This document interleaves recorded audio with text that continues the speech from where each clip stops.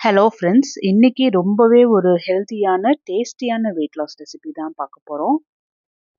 நல்ல புரோட்டீன் ரிச்சா, ஃபைபர் ரிச்சான ரெசிபி. நம்ம சேனல்ல அரிசி சேர்க்காம தான் ரெசிபிஸ் அப்லோட் பண்ணிட்டு வரோம். இது போல ரெசிபிஸ்க்கு நம்ம சேனலை சப்ஸ்கிரைப் பண்ணி வச்சுக்கோங்க. இன்னைக்கோட ரெசிபிக்கு பவுல்ல நான் 1/2 டம்ளர் கடலை பருப்பு எடுத்திருக்கேன். கடலை பருப்புல அதிகப்படியான புரோட்டீன்ஸ், ஃபைபர்ஸ், விட்டமின்ஸ், மினரல்ஸ் இருக்கு. அதனால இது டைஜஷனுக்கா இருக்கட்டும், பிளட்ல இருக்கிற சுகர் லெவலை கண்ட்ரோல் பண்றதுக்கா இருக்கட்டும், மசிலை பில்ட் பண்றதுக்கு, ஹார்ட் ஹெல்த்துக்காக ரொம்பவே ஹெல்ப்ஃபுல்லா இருக்கும். அதே டம்ளர்ல 1/2 டம்ளர் துவரம் பருப்பு. துவரம் பருப்புல அதிகப்படியான ஃபைபர் இருக்கு. அதனால டைஜஷனுக்கு, வெயிட் கண்ட்ரோல் பண்ணுறதுக்கு, அது மட்டும் இல்லாமல் அயன், ஃபோலேட், பொட்டாசியம், மெக்னீஷியம் இருக்கு. ஹார்ட் ஹெல்த்துக்கெல்லாம் ரொம்பவே ஹெல்ப்ஃபுல்லாக இருக்கும். அதே டம்ளரில் 1/2 டம்ளர் பாசிப்பருப்பு. பாசிப்பருப்பில் proteins, fibres, vitamins, iron, potassium, magnesium இருக்கு. அதே டம்ளரில் 1/2 டம்ளர் உளுந்து. உளுந்தில் அதிகப்படியான proteins, fibres, iron, calcium, minerals இருக்கு. கால்சியம் இருக்கிறதுனால நமக்கு பேக் போன் பெயின் இது எல்லாத்துக்குமே ரொம்பவே ஹெல்ப்ஃபுல்லாக இருக்கும். இந்த பருப்பு எல்லாத்தையுமே தண்ணி ஊற்றி 3லேருந்து 4 முறை நல்லா கழுவிட்டு, முங்குற அளவுக்கு தண்ணி ஊற்றி 2 வரமிளகாவும் போட்டு 4 மணி நேரம் ஊற வச்சிடலாம். 4 மணி நேரத்துக்கு அப்புறம் பார்க்கலாம், எல்லா பருப்புமே நல்லா ஊறி வந்திருக்கு. இதை தண்ணியிலேருந்து வடித்து எடுத்துட்டு மிக்ஸி ஜாருக்கு ட்ரான்ஸ்ஃபர் பண்ணிவிட்டு, ஒரு 4 பல்லு பூண்டு, ஒரு சின்ன துண்டு இஞ்சி, 2 டீஸ்பூன் சோம்பு, தேவையான அளவுக்கு கல்லுப்பு சேர்த்தி நல்லா அரைச்சிட்டு, அதுக்கப்புறமா தேவையான அளவுக்கு தண்ணி சேர்த்தி நல்லா அரைச்சிக்கலாம். இது போல் அரைக்கும்போது நல்லா நைஸாக பருப்புகள் எல்லாமே அரைப்படும். இந்த எல்லா பருப்பையும் ஒரு 5 மணி நேரம் புளிக்க வச்சிடலாம். இதுக்கு நல்ல ஒரு காரசாரமான சைடிஷ் ரெடி பண்ணிடுவோம்.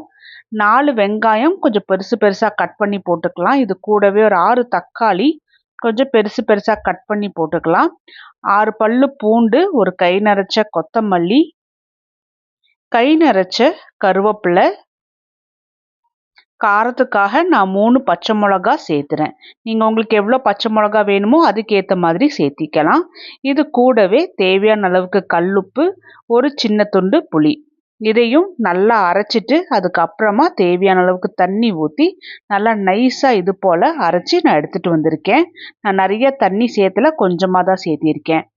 கடாய் சூடானதுக்கு அப்புறமா இதில் 1 டேபிள் ஸ்பூன் கடலெண்ணெய் ஊற்றி, எண்ணெய் சூடான உடனே 1/4 டீஸ்பூன் கடுகு, 1/4 டீஸ்பூன் ஜீரகம், 1/4 டீஸ்பூனோட குறைவாக கடலைப்பருப்பு.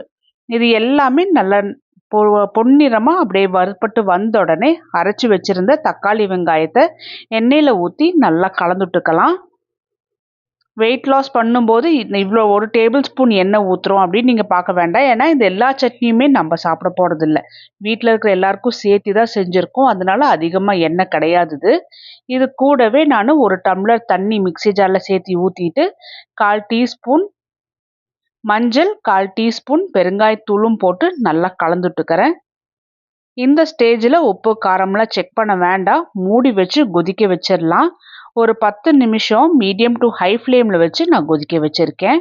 சட்னி நல்லா கொதிச்சு வந்திருக்கு. இந்த ஸ்டேஜில் உப்பு காரம் எல்லாம் கரெக்டாக இருக்கான்னு செக் பண்ணி பார்த்துக்கோங்க. அவ்வளோதான், ரொம்ப டேஸ்டியான கார சட்னி ரெடி ஆயிடுச்சு. 5 மணி நேரத்துக்கு அப்புறம் மாவுமே பார்த்தோம்னா நல்லா புளிச்சு நல்லா ப்ளஃபியாக வந்திருக்கு. இதை ஒரு நிமிஷம் நல்லா பீட் பண்ணது போல் நல்லா எடுத்துக்கணும்.